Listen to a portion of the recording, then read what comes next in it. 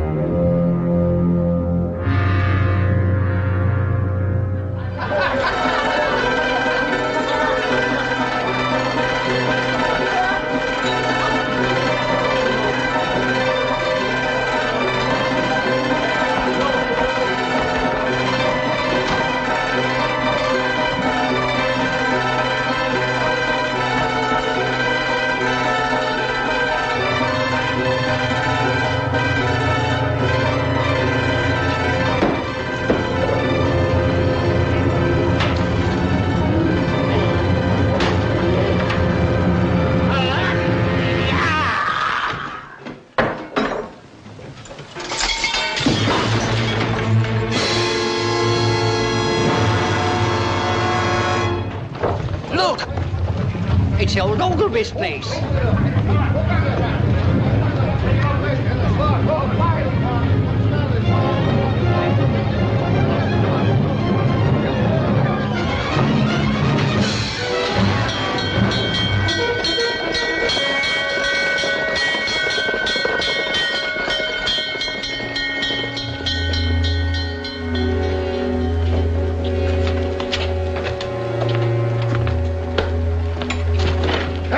You're going, can't you?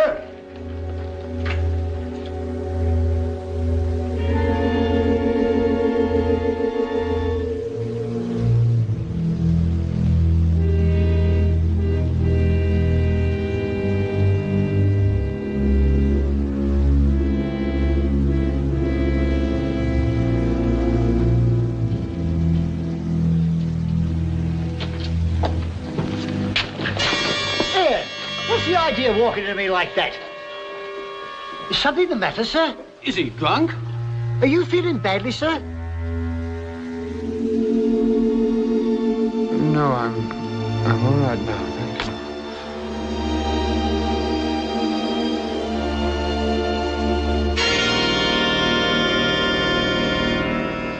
That's blood.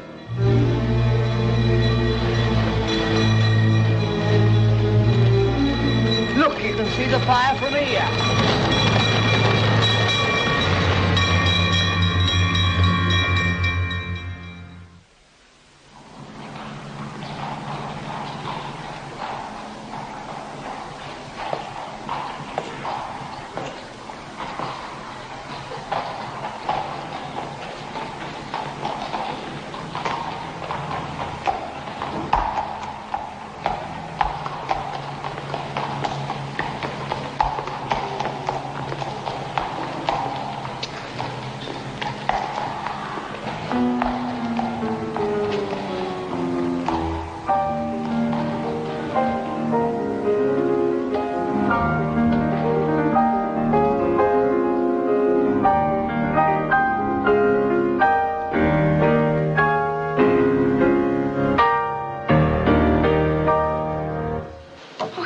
George. We were beginning to wonder what had happened to you. You didn't come home last night, did you? Oh, no.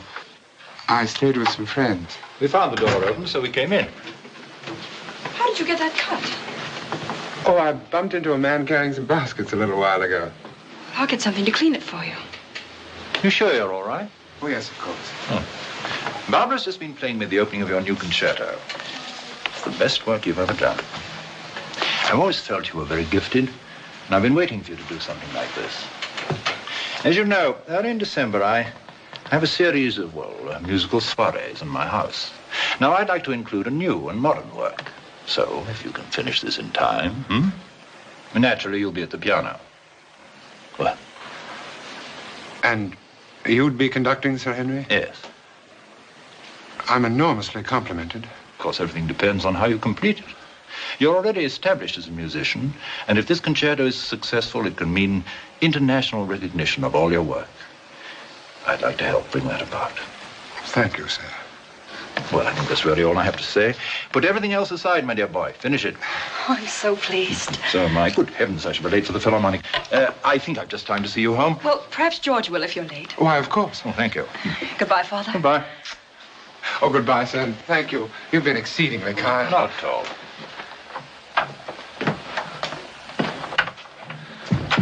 I don't know how I shall ever thank you. There's no need.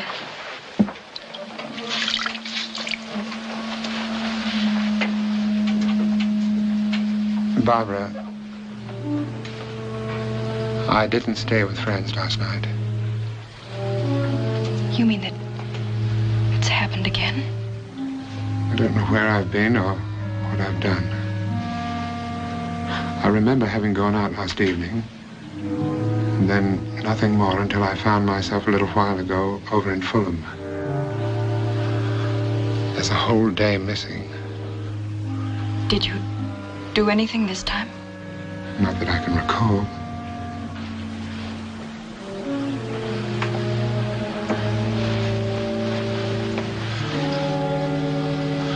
Where could I have got this? I'll throw it away. No. I'll keep it. He learned all about the Fulham murder. A man stabbed to death, house set afire. He learned all about the Is he shouting something about Fulham? Paper boy. Yes, sir. Here you are, sir. Thank you, sir. Here are paper, Fulham murder. Man stabbed to death in Fulham. He learned all about the Fulham murder.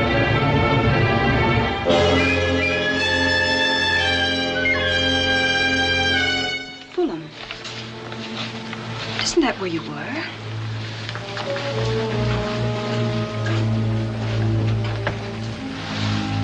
Could I have done this? Oh, no. Barbara. Something's happened lately.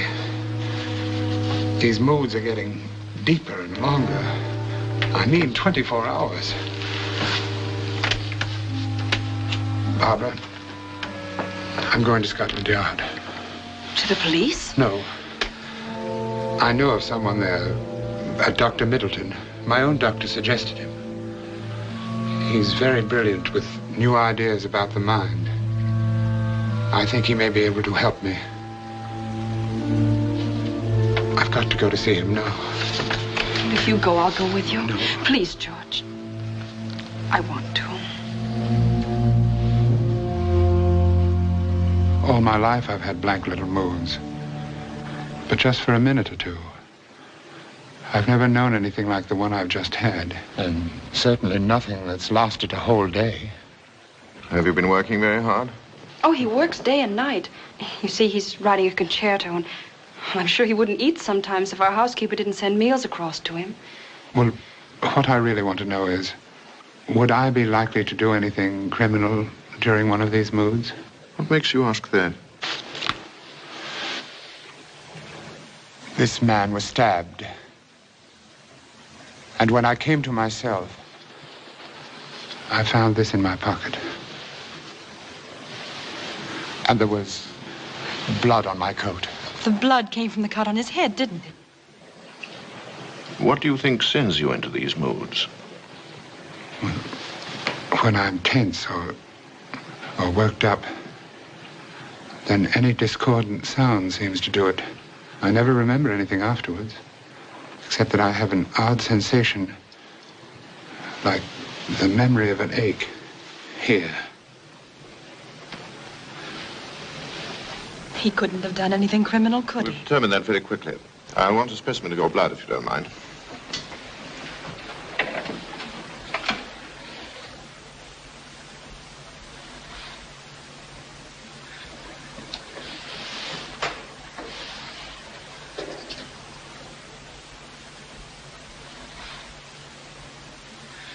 I'll make some preliminary tests here, and then I'll go out to the antique shop and make a further examination.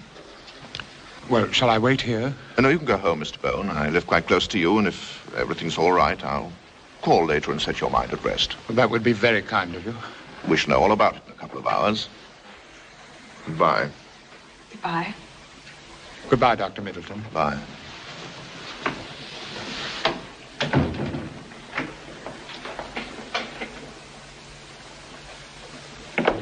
Superintendent Clay, can you spare a moment?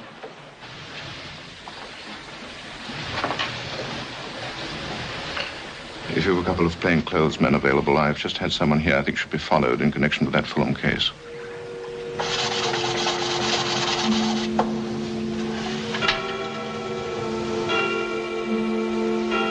I don't think I can wait any longer. Well, I'll see you home. Perhaps Dr. Middleton will come in the morning. I wonder what delayed him. Sometimes these things take longer than one expects. I'm sure everything's all right.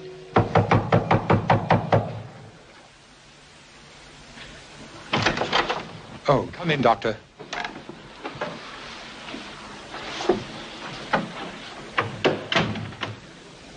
Well, here's your coat, Mr. Bone. You can clean the blood off because it's entirely your own. And here's your dagger. I subjected it to every test known to Scotland Yard. I examined it chemically for blood stains and microscopically for fibers. What did you find? I found no fibers that matched the dead man's clothing and no trace of his or anybody else's blood. Then George had absolutely nothing to do with the murder. Well, I didn't say that, but I can tell you this, that if Mr. Bone had done it, we wouldn't be able to prove it. As a matter of fact, the antique dealer was a well-known crook and dealer in stolen goods. The official Scotland Yard opinion is that one of his accomplices did him in and then set fire to the house to conceal his crime. I was afraid I'd done it. I had a couple of plainclothes men following you, just in case. I've sent them back to the yard. I've been thinking about these moods of yours, Mr. Bone. The mind is a delicate mechanism. Now, if a man lives completely within himself, if he upsets the normal balance between work and play, the mind may rebel. Without conscious knowledge or volition, it may cause him to do strange things, even dangerous things. Now, that's what I think is happening to you. But there must be something one can do. Yes, there is. I suggest that you get away from your music as often as you can. Find some new emotional outlet. Go out among ordinary, everyday people. See how they live. Learn how they work, and above all, learn how they play. But, Dr. Middleton, music is the most important thing in the world to me. No, Mr. Bone. The most important thing is your life. Now follow my advice. I'll see that he does, Doctor. And she will. Well, good night, Mr. Bone. Good night, Doctor, and thank you very much. Well, George, I really should be going. Perhaps I can see you home. Thank you, but I live just across the square. It's only a few steps. I can make a few steps go an awfully long way.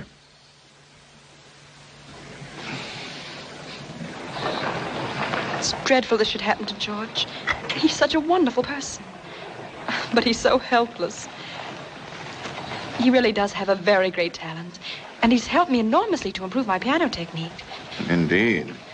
You know, George has been so depressed about his lapses. Are they really dangerous? They could be. When he goes into one of his moods, his subconscious mind has control. Now, there's nothing especially dangerous about that. But if his condition at the time is aggravated by excessive concentration, he'll have an urge to destroy anything that stands in his way. So you see how important it is for him to follow my advice. Yes. I'm sure you've done a lot for him.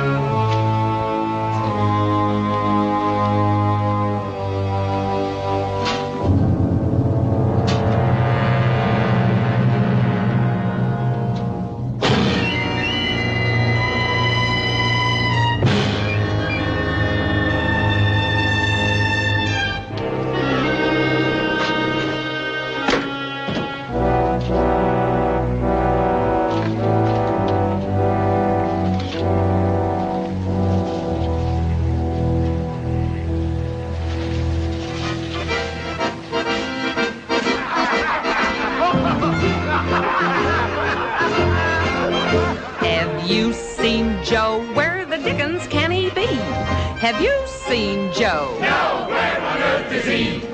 Harry's here and Larry's here and Jerry, Jack, and Jim. But Joe has flew the coop. We ain't seen eye nor air of him. Have you seen Joe? Joe has vanished in thin air. Have you seen Joe? No, he ain't anywhere. Last time he was here, he said, let's have another drink.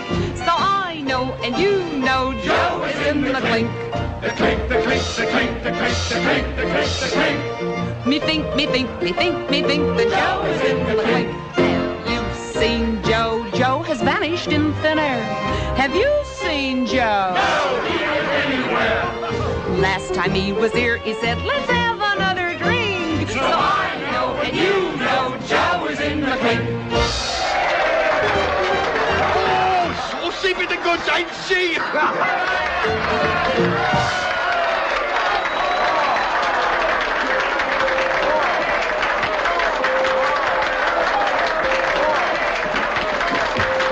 They want another song. I haven't got another one. Well, sing anything. I've sung two, and that'll be a guinea.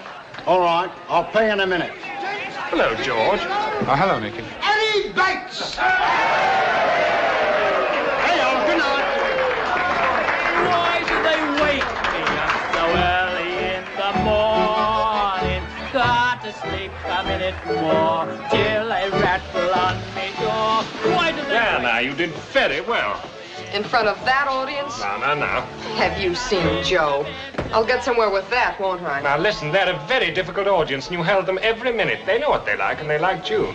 Well, I didn't like them. All the same, you were very good. I thought you were wonderful. Oh, this is George Bone, Netta Longton. How do you do?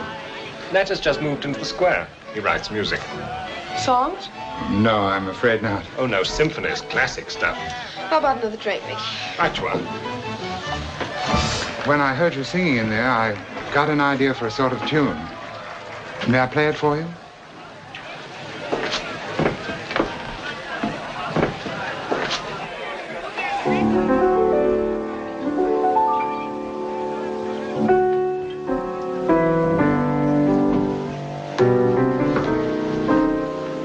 Listen, that's good. Is he important?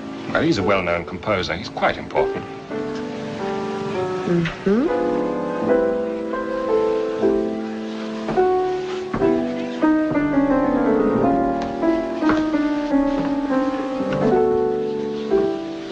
If you had some words, you could sing that. Uh-huh. Say, Netta, I've got a lyric that would fit that. Do you remember? What? All for you. All for you. I've changed my way of living, my way of loving. Come what may, my love will be all for you. Oh, but that's perfect. That suits my voice exactly. I brought you a drink, George. Oh, thank you. Oh, you wouldn't care to work that up into a song for me, would you? Well, I could try. I'd be awfully grateful, Mr. Bone.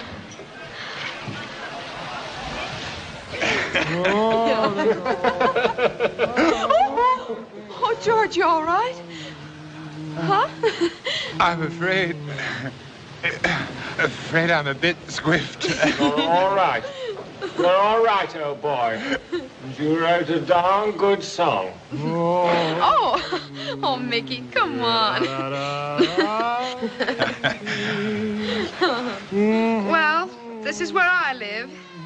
Oh, that woman has turned out my cat again. Oh, you poor kitty out in the cold. The landlady won't let me keep her in the apartment.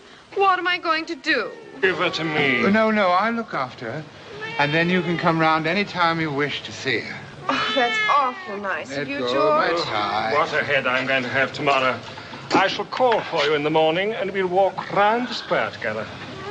You don't know, Netta, you're a newcomer here, but 3 times round the square and a drink at the pub. Oh, that's the local recipe for hangover. Oh, Good night, Netta. Good night. Good night, old boy. So Good glad night. to have met you. Good night, Becky.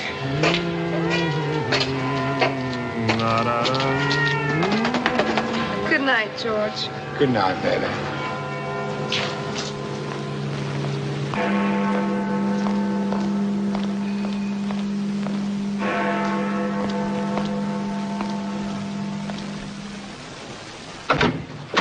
I sold it. Netta, I sold it. Sold what? The song, the one George wrote in the pub, all for you. Oh, wonderful. Maya's going to publish it. I got a check for the advance royalties. They're sending George his direct. But I cashed ours. How much? 50 guineas. Half for you and half for me. 50 guineas? Well, that made him worth playing up to, didn't it? Well, thank heavens I shan't have to do that anymore. What do you mean? Oh, George bores me sick. It's not just because of this one song. We've struck a gold mine. You can get other songs out of him. Oh, I see what you mean. You stick to him and his music, and then you really will get somewhere. This is just the beginning. You're right, Mickey. You're very right. Come on, let's celebrate. I want you to come and meet a friend of mine, Eddie Carstairs. Oh, I'm sorry I can't. George is taking me to Perrier's. Oh-ho. Where did he take you last night? Romano's. And Frascati's the night before? Well, I don't see what you've got to complain of. Well, I nearly always have to sit through one of those dreadful symphonies afterwards. Well, it's worth it. Romano's and Frascati's and now Perrier's. Our little Netta is coming up in the world. Our little Netta is not even started yet. Mickey, come and hook me up, will you, dear? And then, darling, I think you'd better go because he's coming over to fetch me as soon as he's ready.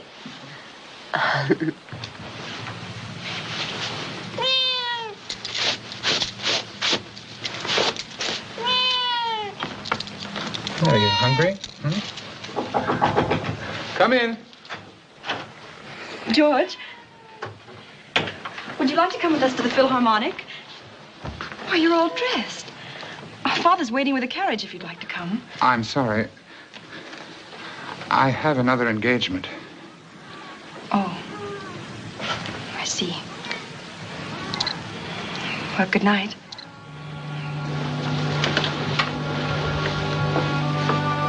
Good night.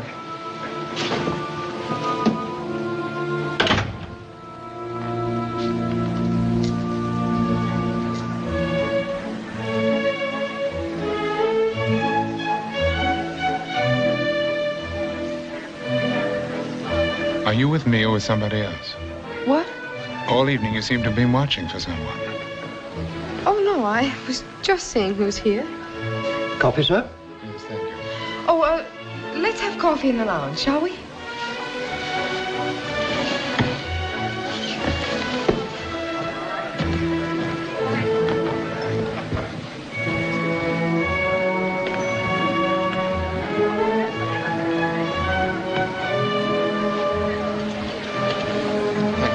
Liqueur, sir? Benedictine for me. 2 Benedictines, please.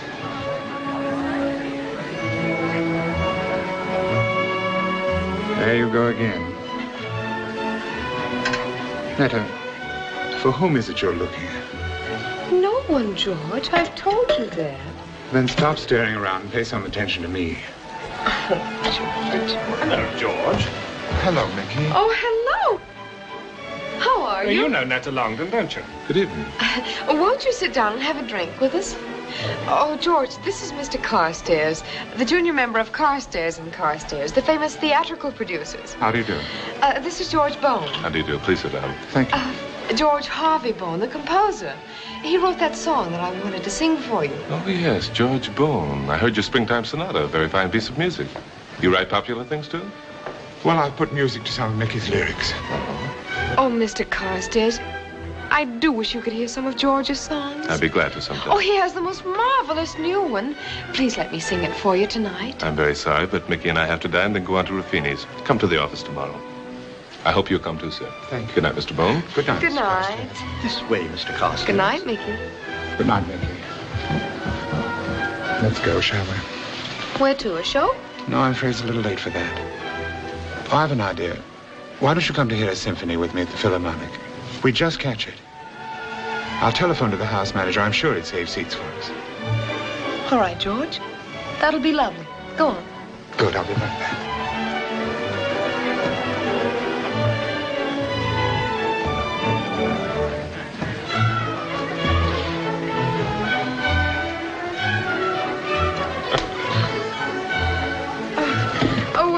You said you were going to Ruffini's, didn't you? Yes, that's right. Well, they have guest singers there, don't they? Right. I'm sure they'd let me sing if you'd ask them. I'm afraid that even the guest singers rehearse with the orchestra first. Well, she only needs a pianist, and I can play for her. Right you are, Mickey. It wouldn't do you justice, my dear. Oh, I'll chance that. Oh, please let me meet you there, just in case there is a chance. Oh, thank you. Thank you very much. Then I'll go home and change, and I'll meet you at Ruffini's about midnight. I can't stop you from doing that, of course. Oh, I hope I'm not being a nuisance. You are. But I rather like it. I'll, see you there, then. Goodbye. Oh, ring off, sir. Ring off. What? Turn the handle like this, sir. 3 times. That's called ringing off, sir. Thank you very much.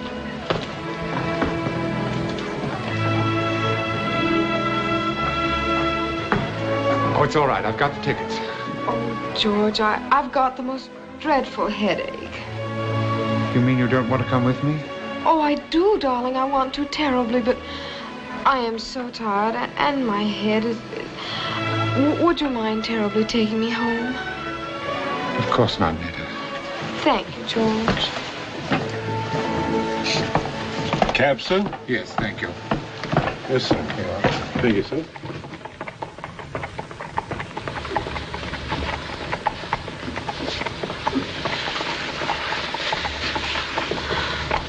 George, you're cross with me. No, I'm not. But you are. I can tell by the tone of your voice. Don't be so far away. If I've upset you, I'm sorry. It's all right, Netta. George, make me comfortable.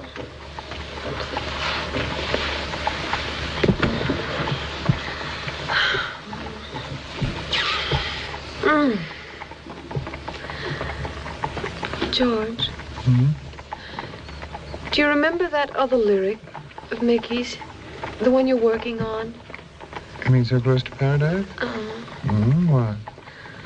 Oh, this just made me think of it. So close to paradise, we could reach out and gather a star. So close. Oh, it's lovely, George. It's lovely when you say it. When will you finish it? Soon. Maybe tomorrow. Could you finish it tonight, while I'm resting? Oh, I guess I could. Well, then you could bring it over after a while. But I think it'd be awfully late, Netta. It wouldn't matter how late, George.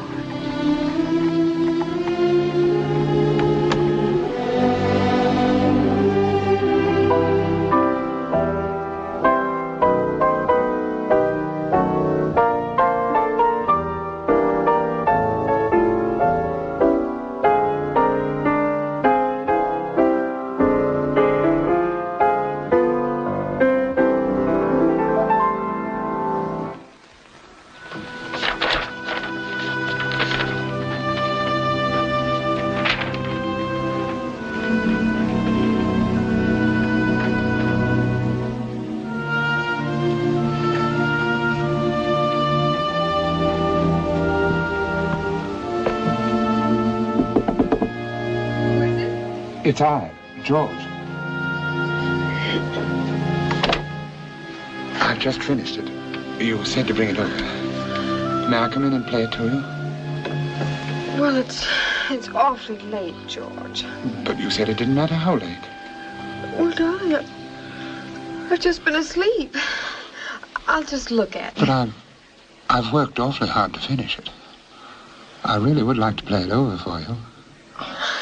Really, George, I have got such a head. Oh. You've no idea. Oh, I'm sorry. Is there anything I can get for you? No, I just want to be quiet. Thanks for coming over. I'll see you in the morning, darling. Good night. Good night, Nita.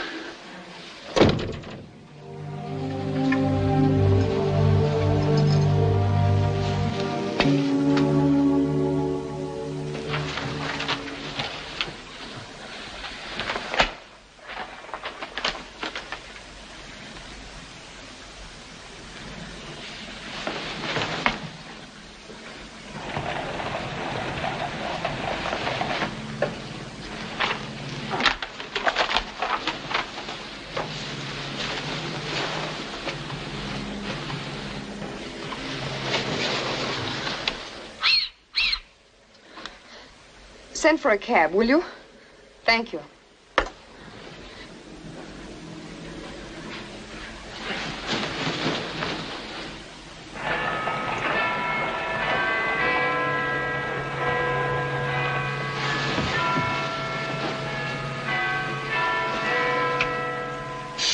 Blimey, but it's hot.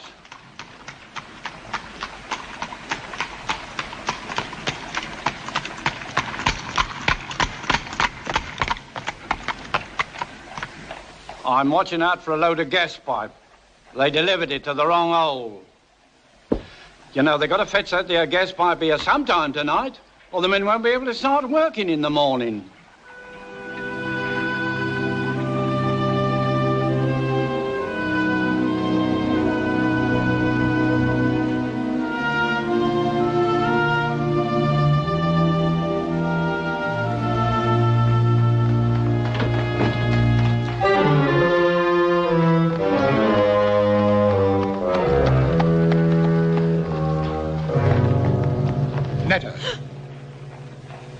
I thought you weren't well. Where are you going? To Ruffini's. They need a guest singer. But you said you had a headache. But I can't miss this opportunity.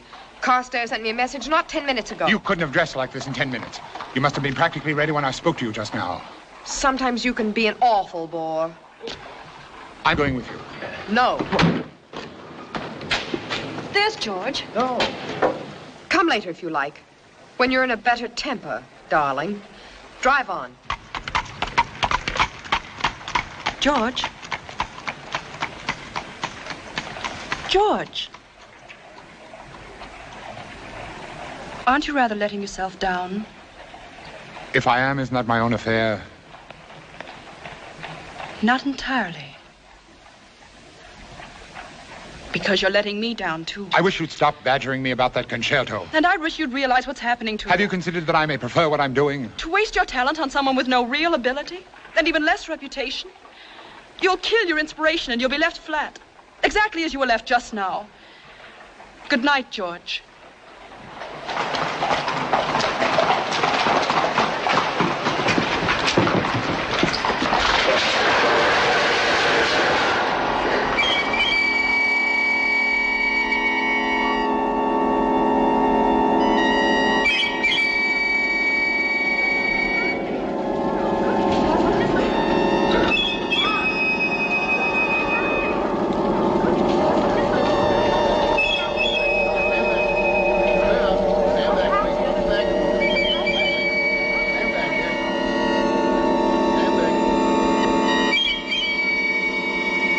He broke a wheel.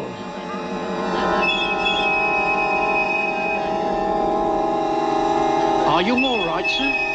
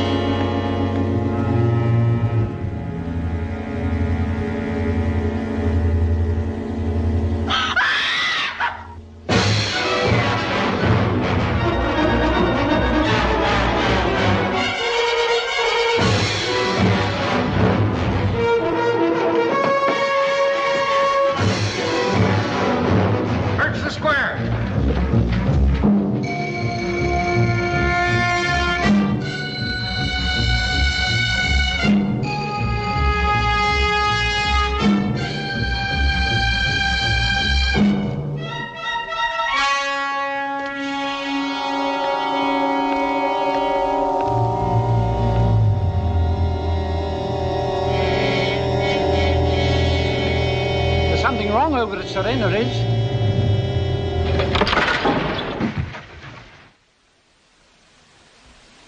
Ain't you feeling well, sir?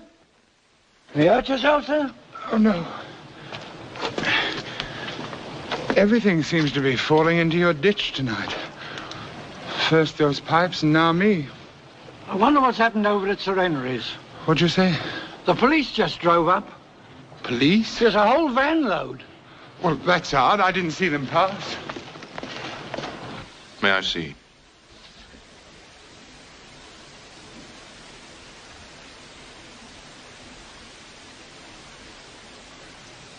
Oh, don't. Don't, please. I'm sorry. There's a deep bruise in her throat. She says he threw something round her neck. It was probably a cord with a knot in it. That's what caused the bruise. It acted like a thuggy cord. Thuggy? What's that? It's a method of very swift and silent murder. But what could... East Indians use it. We've had cases down at the docks. One of them could have been prowling around here. Yes, he could have been thieving. And he tried to quiet the girl. Williams. Yes, sir. What's all this excitement about? It's Miss Barbara, sir. Well, what's happened? Somebody tried to strangle her, sir. What?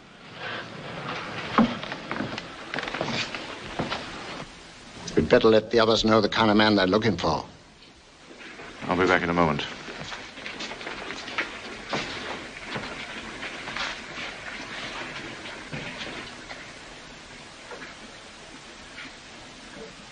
This is dreadful, Barbara.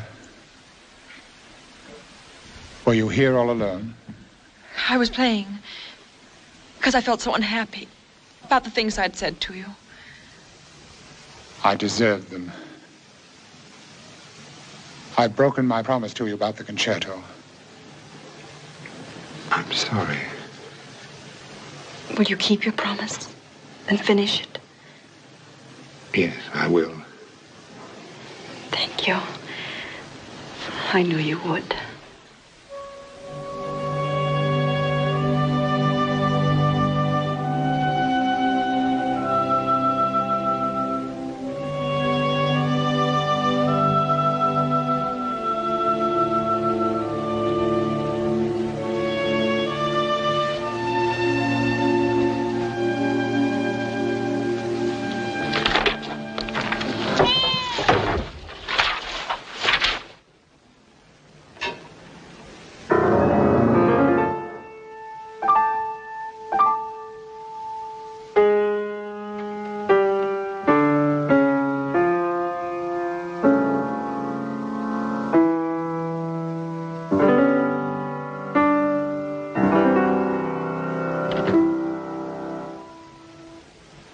That you were playing? Something from my concerto. Oh.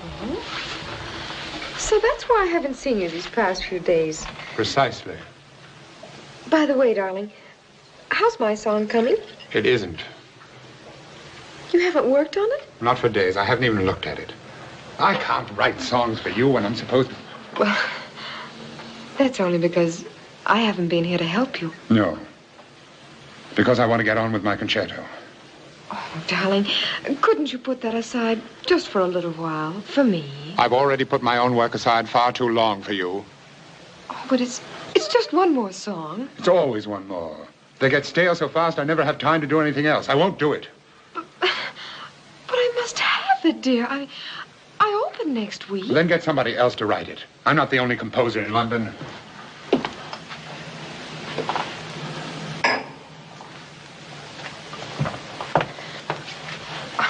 But, George, I don't want anyone else to write it. It's no use, Netta. Why don't you go away and leave me alone? But, George, you can't let me down now. Please. This goes on and on. These songs mean nothing to me. What do I get out of them? You could get me. All for you. There's not a thing I wouldn't, or that I couldn't do. You wrote that for me, George. But you've never really tried to find out, have you?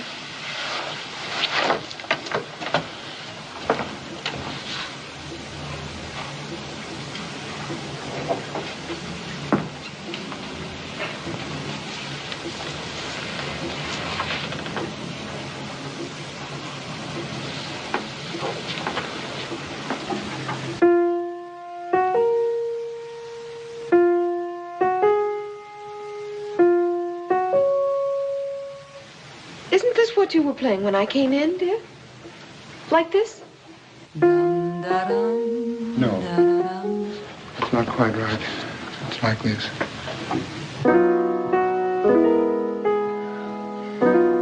Yes, that's lovely, George. But look, why don't you do it like this? Try it once. Dum-da-dum, dum-da-dum, da-da-dum, da-da-dum, da-dum. Netta, it isn't a waltz. That's not the right tempo. Now, Well, listen. darling, it would be for my song. But you can't have it. It belongs to the concerto. Oh, George, it's such a little thing. Your concerto would never miss it. But darling, never. you must have been thinking of me when you wrote that. No, I wasn't. But you must have been, darling, because that is me. Well, can't you hear that? That's my song. Listen, play it once. Waltz tempo. Go on, play it. La-da-dum, la-da-dum. When two lips breathe the flame. La-da-dum, da-da-da-da-dum, dum, dum, da-da-da-da-dum. This is our moment for gay love. It is mine. Isn't it?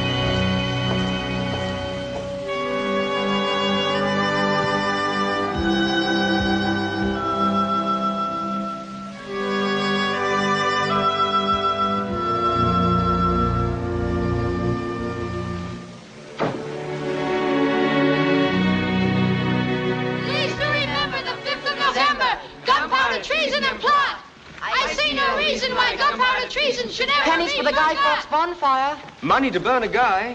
Please to remember the 5th of November. Gunpowder, treason, and plot.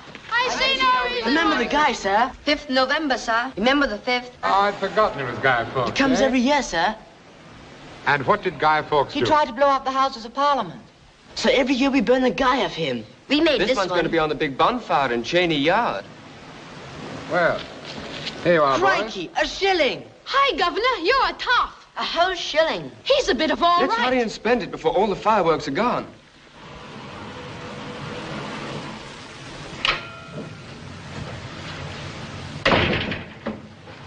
Oh, good evening, Yvette. Monsieur Bone. Is Miss Longden home now? Yes, Mademoiselle is home, but she's dressing. I will tell her that you are here, don't Monsieur. bother, Yvette. Mademoiselle! Mademoiselle, Monsieur Bone is here! Oh, hello, George. Did you want something? I wanted to talk to you, Netta. It's the third time I've been here today. Oh, really? Why, Yvette didn't tell me. I've just been resting. Well, I realize you've had a very exhausting week, Netta. That's why I waited until now to ask you. Oh, no, not now, George. Please, darling. It's so late, and I have to dress yet for the theater. But I can talk to you while you're dressing. I can still hear you singing. All for you. There's not a thing I wouldn't or that I couldn't do. Do you remember that? Yes, George, but I really can't talk to you about that now. I've waited for such a long time to say this. Please, marry me, Netta. I'll work the rest of my life just for you. There's nothing that I won't do. I'll forget about everything else. I'm afraid you're a little late, old boy. You see, Netta's marrying me next week. That's not true. Netta. It's not true, is it? Well, why haven't you told me about it before? I tried to, George. My dear fellow, I don't altogether see how it concerns you. And this has been going on all the time, I suppose. Now, look here, my dear Bone. And it's going to be all right in a day or two. But at the piano, she said... My dear fellow, don't get upset. Me. She whispered to me, she promised you could have me, she said. And all the while you got her. Oh, George! George! Taking a body, conniving against my George, stop! Conniving! Are you crazy? George, slow, let him go! You're killing him! Stop it, George!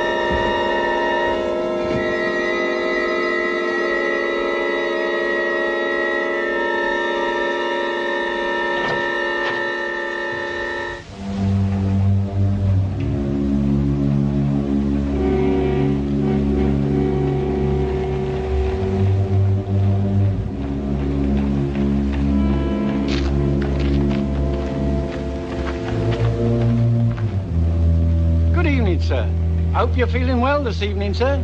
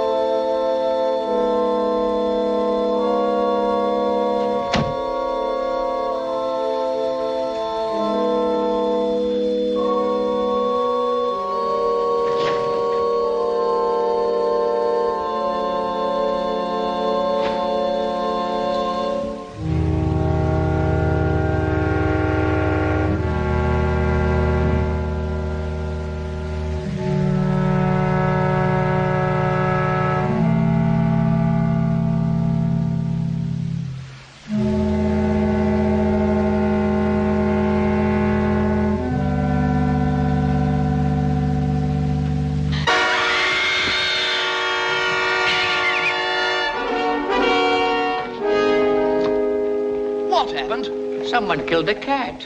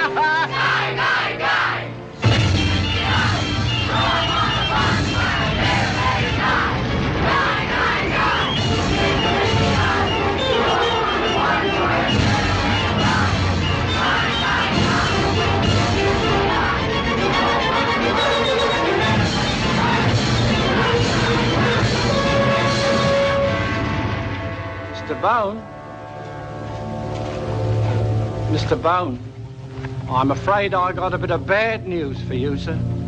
Have a look here. It's your cat, sir. Some boys brought it along. Would it be worth £0.50 to you, sir, if I bedded the cat in that there hole?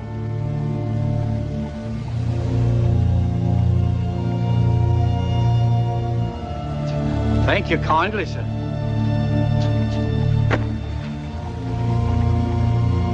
Crikey, but they got the dickens of a big bonfire over in Cheney Yard.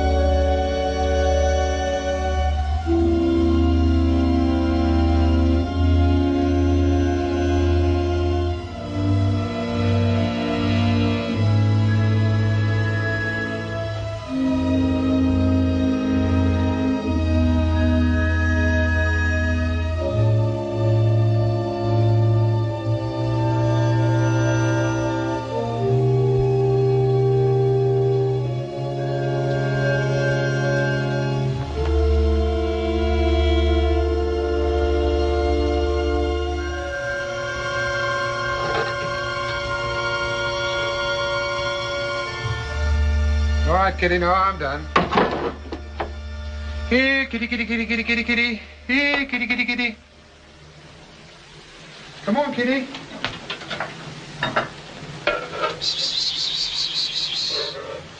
Here, kitty, kitty, kitty, kitty, kitty, kitty, kitty. Come on. Come on, kitty. Come on, kitty, kitty, kitty, kitty. Where are you, kitty? Come on, kitty, kitty, kitty.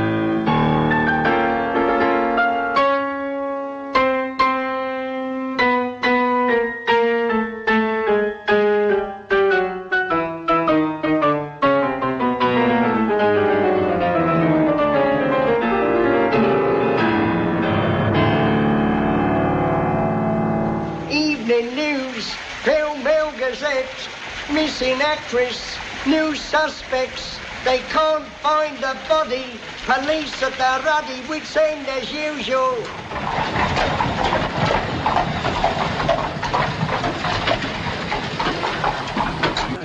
Sir? You coming down with this? No, I think I'll wait out here. Oh, please yourself. We shan't be long.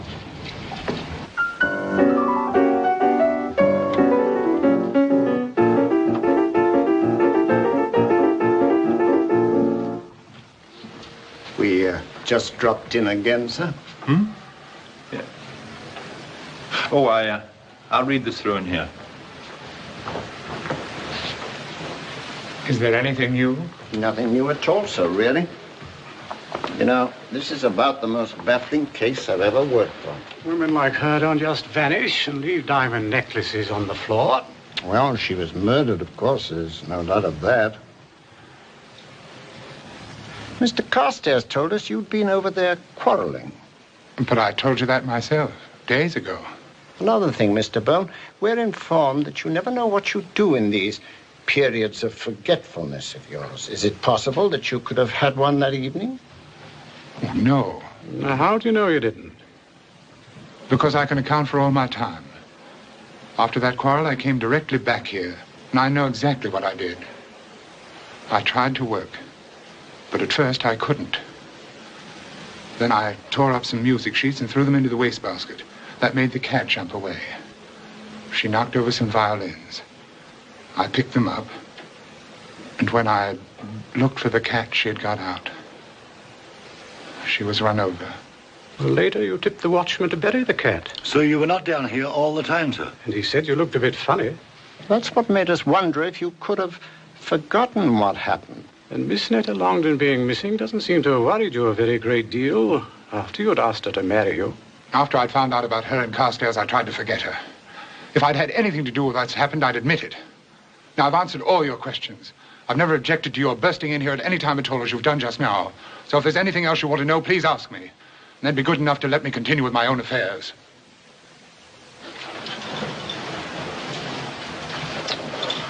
I'm sorry, Sir Henry. This is beautifully inspired, my dear boy. Thank you. We'll be getting along, Mr. Bone. We can have our first rehearsal on Friday. How would 10 o'clock suit you? Oh, we've been barking up the wrong tree. We've got to try another angle. You're satisfied about him, then? We were prepared to arrest him just now, only we haven't any real evidence against him. He doesn't act like a guilty man. He got quite indignant with us in the end.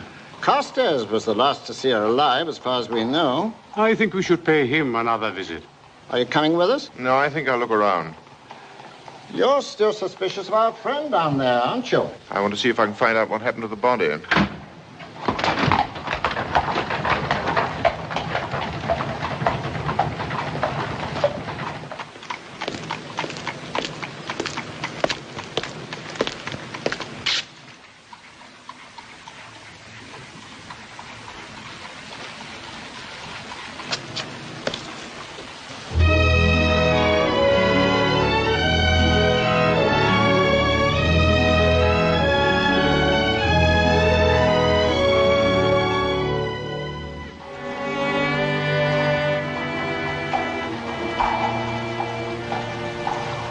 George, what are you doing out here? I thought I saw you from the house. Shouldn't you be getting ready? Well, I've been for a walk. And I thought you were resting. Are you worried about the performance? Oh, no. Oh, good night. I've been thinking about Netta. I can't get her out of my mind. I have impressions of her, but they're distorted, like memories all clouded over. It's frightening. This is no time to think about all that. I can't be completely sure until I've found out what's happened. I wonder if I could have had something to do with it. You thought you had something to do with that antique dealer in Fulham, but you didn't. Put your mind on the concerto now. All right. Oh, I got you this. So you could wear these tonight. Camellias. They're beautiful, aren't they? I want you to know, Barbara, that I'm deeply grateful for all your kindnesses. Thank you. And when I'm playing tonight, I'll look at you whenever I can. And I'll smile at you. See you in a little while.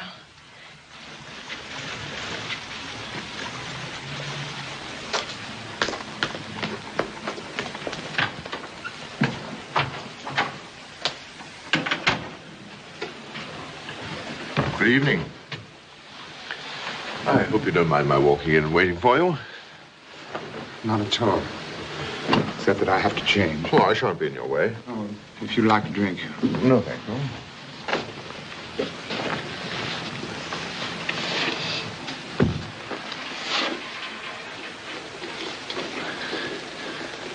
You think I killed Netta, don't you?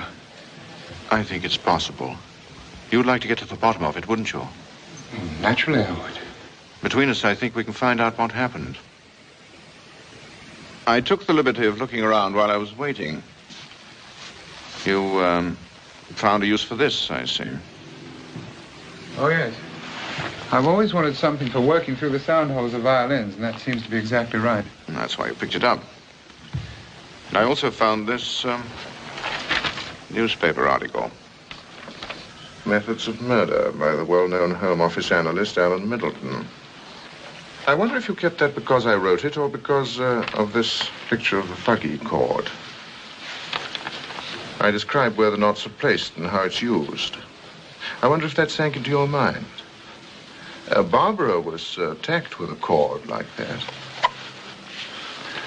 Did you ever make a thuggy chord? Did you? Did you?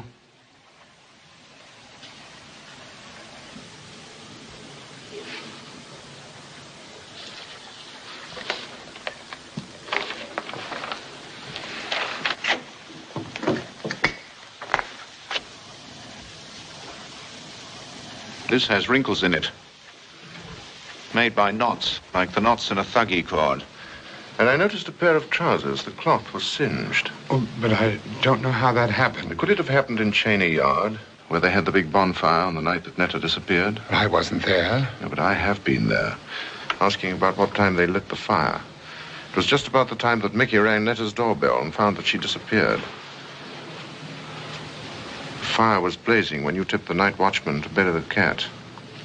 But I don't remember anything about it. In the Fulham murder, someone used fire to try to conceal the crime.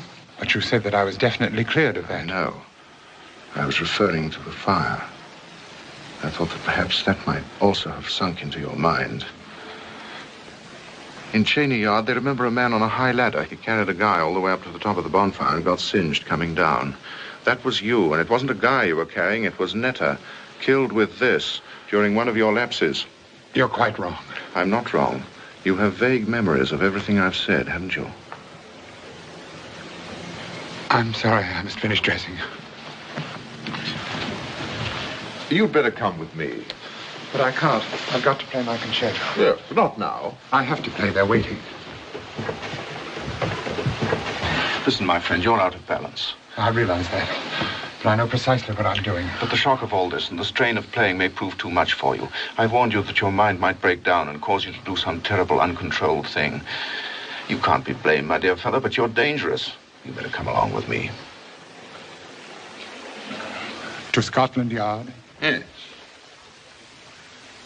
To be put away? Well, we'll see. But I've already told you they're waiting for me. I have to play. I'm sorry, but I can't let you go. But I've worked all my life for this one night. I'm sorry, but you must come with me. Very well.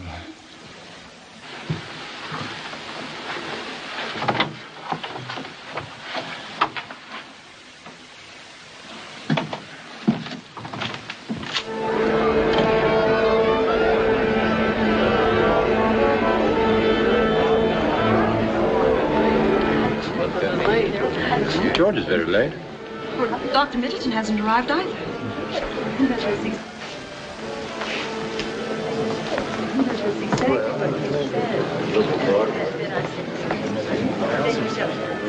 Ladies and gentlemen, our composer, George Harvey Bone. I'm glad you're here, George. We were afraid you'd be late. What delayed you?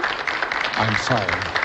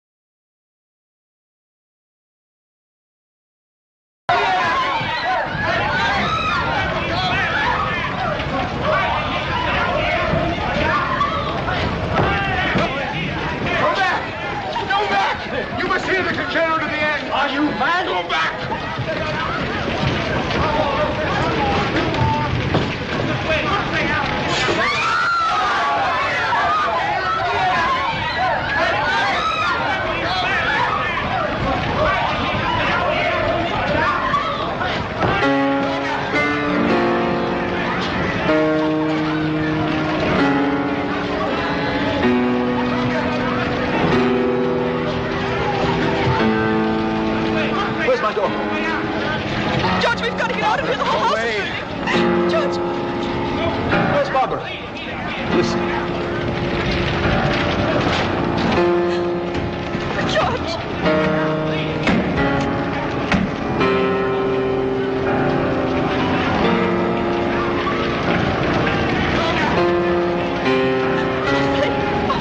George, get George! George! George! Get George!